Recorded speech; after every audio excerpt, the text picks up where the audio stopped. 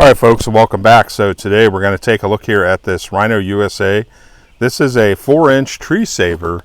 Now, what do you need a tree saver for? Well, anytime that you're doing any sort of winching, whether you're using synthetic line or you're using steel line, you don't ever want to wrap the winch cable around a tree for several reasons. One of which is we don't want to cut into the tree and compromise it. And then the other one is we don't want to put excessive wear on our winch line. That's a big no-no. So that's where the tree saver comes in, where we can wrap this strap around a tree, hook into it with a shackle, hook our hook from the winch line to that, and then we can do our winching from there. The other thing that we can use these for is for bridling. So if, for instance, we want to hook up to 2 points in the vehicle rather than one to spread the strain around, then that is another option that we have.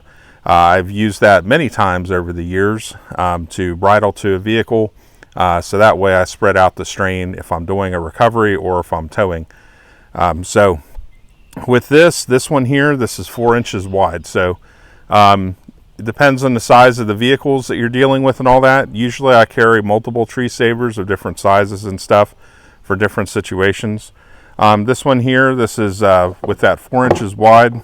It's also 10 feet long too. So if you're dealing with bigger trees and stuff like that, then you'd probably want to maybe go with this instead of a smaller tree saver.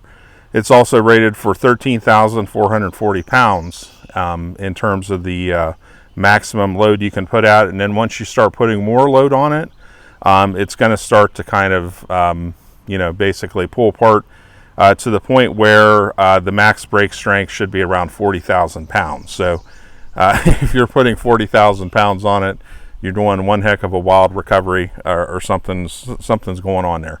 So anyways, folks, let's look at the 2 ways we can use this. Folks, if I was going to bridle to a vehicle, this is just for quick and dirty demonstration purposes.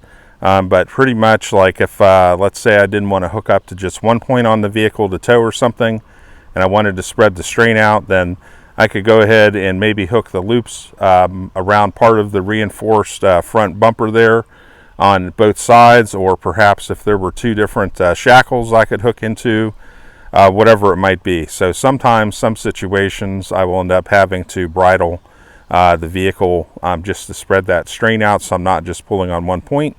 There are some ups and downsides with that. Also too, you wouldn't want to pull from a side or anything. You'd have to pull straight on all the time.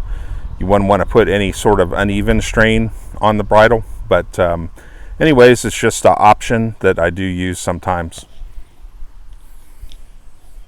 Now, sometimes what I've done plenty of times over the years is I've just, before I put the last loop on, I take the loop from the tow strap or the recovery strap, run it through, and then pull on the tree saver. But these days also with the soft shackles that we have, we can also use that as an intermediary, put a soft shackle through here and then hook into that. 2 options basically to go with.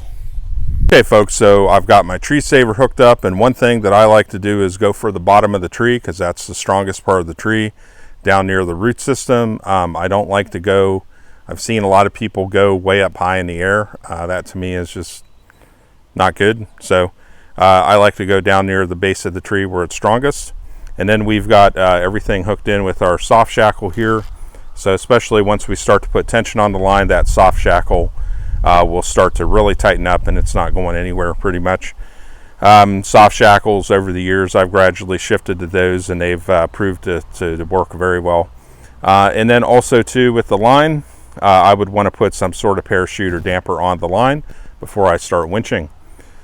So folks, I've been teaching off-road driving professionally for nearly 20 years, and then also too have plenty of other experience outside of that. So I've got to do many thousands of recoveries over the years.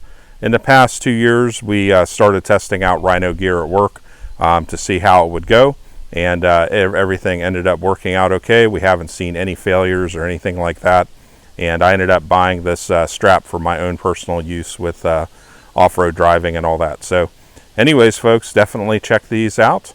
It is good to have multiple tree savers too with you, just in case, and you might need to bridle a vehicle. You might need to use it for winching. Perhaps you need to do an offline pull. and so you'll somehow need to connect in with a to another tree or something like that. So these having multiple tree savers on hand is always a good thing. So definitely check these out. Y'all have a good day.